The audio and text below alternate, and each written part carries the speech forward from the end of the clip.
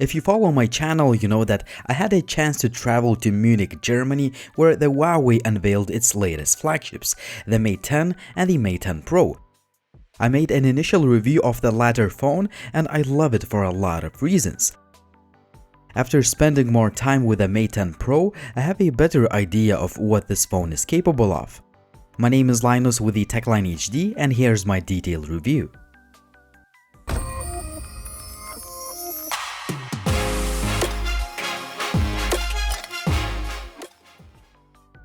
The phone ships with all the usual stuff, and some extras include a pair of earphones, USB Type-C to 3.5mm headset jack adapter, and a silicone case.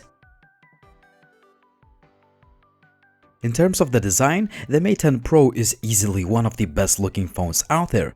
I have the mocha brown version that looks different depending on the lighting conditions. The build quality is just top notch. There is a Gorilla Glass on the front and rear, a metal frame, and responsive buttons on the right side of the device. The handset looks just premium, like a legit flagship smartphone. I don't want to say obvious things that glass-made phones are fingerprint magnets, but the Mate 10 Pro has a decent oleophobic coating, meaning that the phone is not going to look like a complete smudge fest all the time. The phone has a 6-inch 1080p AMOLED display, but the device is not that huge due to tiny bezels on each side. The display is great. Obviously, it would have been nice to have a 2K resolution panel, but it is a wonderful display nonetheless. On the back, we have an accent stripe which adds a little bit of a style to the phone. There is an upgraded Leica branded camera setup too. A 12MP RGB camera is paired with a 20MP monochrome sensor here, and both lenses feature apertures of up to f1.6. There is also optical image stabilization and 2x optical zoom on board. Selfie camera uses an 8MP sensor. As usual, let me cover a few features as quickly as possible. The fingerprint scanner is one of the best in class, and it unlocks the phone straight from the standby mode. The device lacks a headset jack, which may upset a lot of users, but it has a few extra features like a notification LED light, IR blaster, IP67 certification for water and dust resistance, and a stereo speaker setup that sounds really good. In fact, this is one of my favorite speaker setups I've heard in a while.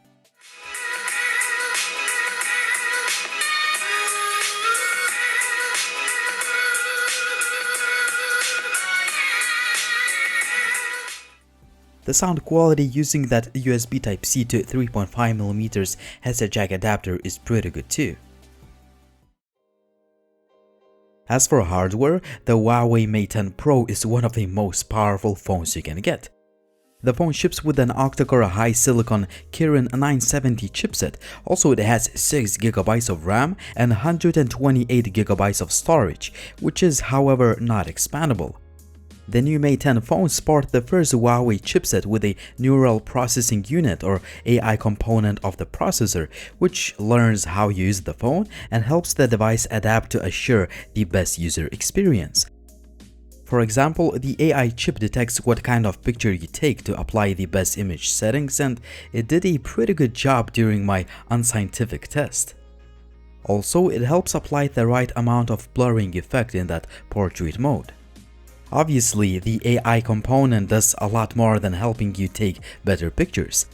Most importantly, it learns every single day to assure the best user experience. For example, it learns how to use the phone to make it faster by allocating the resources to the specific task.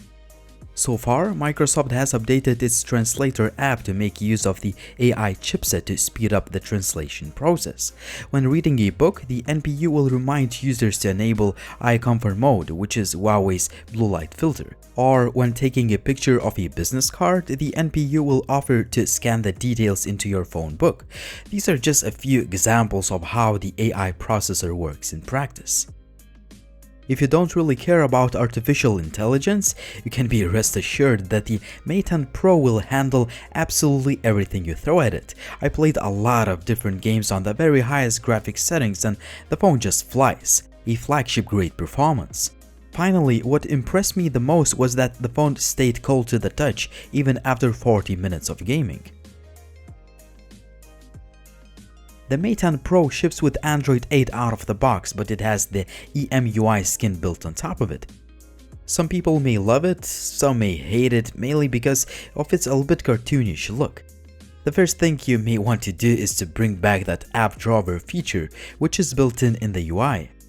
I personally like the user interface since there are plenty of features and customization options to make the phone look your own. You can choose from a variety of themes, wallpapers, and so on. There are also pretty cool transition effects and other customization options. You can choose from quite a few smart assistant features that I don't really like using, to be honest. The only feature that I love is the fingerprint scanner gesture that opens up quick settings menu. The most important thing to me about this phone is that it is blazing fast, fluid, and responsive. Huawei claims that the phone will not show any signs of slowing down even after 18 months of using it. Well, I can't confirm that, but the Mate 10 Pro is indeed a very fast phone on the daily basis. The EMUI desktop feature is just awesome. You simply connect your phone using the HDMI port to any display without the need to buy a docking station. There is the desktop mode that converts your phone into a basic laptop. You can edit your documents, browse the web, access all files from the phone, and so on. Obviously, you can connect a Bluetooth keyboard and the mouse for even better experience, but if you don't have one, you can use a built-in trackpad directly from the phone that I found to be pretty intuitive to use. You can also switch to the phone mode, which basically mirrors the phone's display. Overall, I really like the EMUI desktop feature. It works straight out of the box, no need for a docking station, no additional software. You can even play some 3D games without any lag input, which is quite impressive. The camera takes pictures really fast. There are quite a few shooting modes. My favorites include 2x optical zoom to make the best out of that secondary sensor. This mode is really useful and I enjoyed using it while I was exploring Munich. The pictures look pretty good as you don't lose detail, like using digital zoom. The daylight images look really good considering the fact that the phone still runs on an early software build. There is a good amount of detail, sharpness, and the dynamic range adjustment is quite impressive. The only downside would be that some of the pictures are underexposed, but that can be easily fixed in post. The low-light camera performance is quite impressive too. Sure, there is a little bit more noise and less detail, but in general, the results are very good.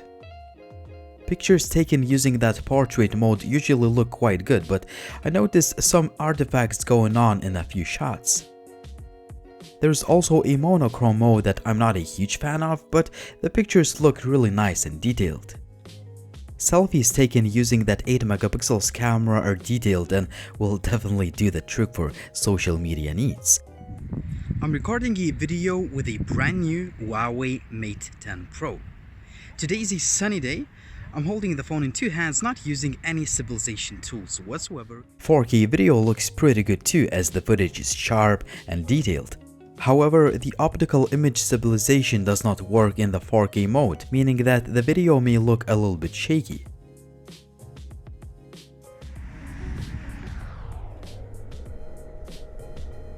.720p slow motion video is not the best I've seen, but is definitely pretty good.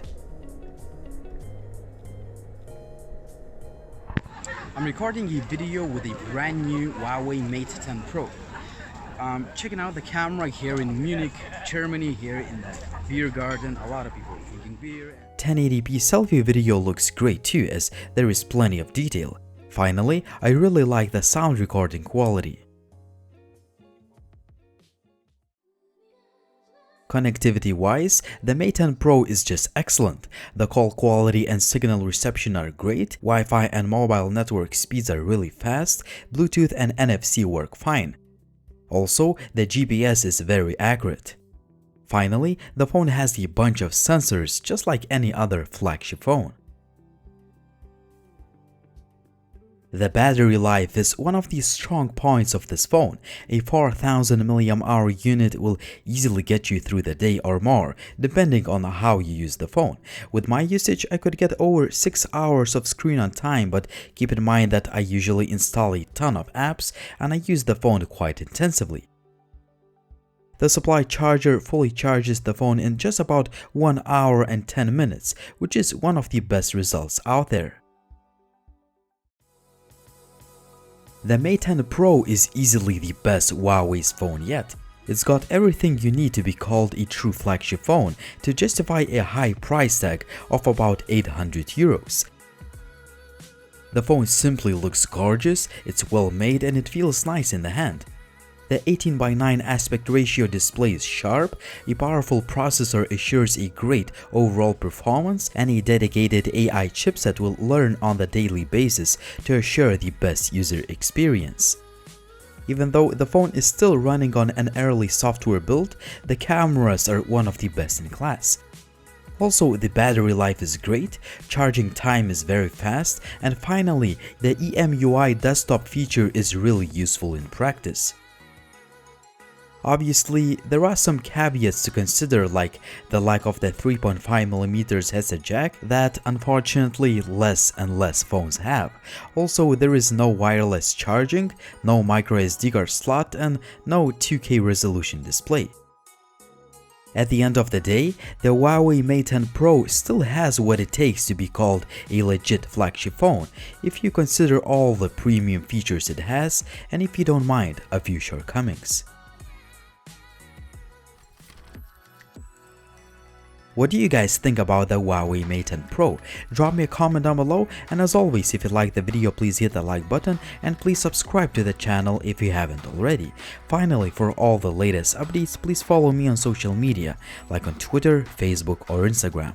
It was Linus, thanks for watching again and see you soon.